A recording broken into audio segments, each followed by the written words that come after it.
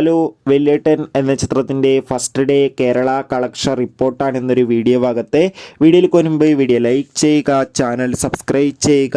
November മാസം ധാരാളം ചിത്രങ്ങൾ OTT റിലീസ് ചെയ്യുന്നുണ്ട്. ചാനൽ ഭാഗം പരിശോധിച്ചാൽ നിങ്ങൾക്ക് കാണാൻ വേണ്ടി സാധിക്കുന്നതായിരിക്കും. നീണ്ട 25 വർഷങ്ങൾക്ക് ശേഷം മമ്മൂട്ടി, ശോഭന, ഇന്നസെൻറ്റ്, മനോജ് കെ ജയൻ എന്നൊക്കെ പ്രധാന കഥാപാത്രങ്ങളായെത്തി ഇന്ന് നവംബർ 29-ാം തീയതി തിയേറ്ററുകളിൽ വീണ്ടും റിലീസ് ചെയ്ത ചിത്രമായിരുന്നു വെല്ലേട്ടൻ.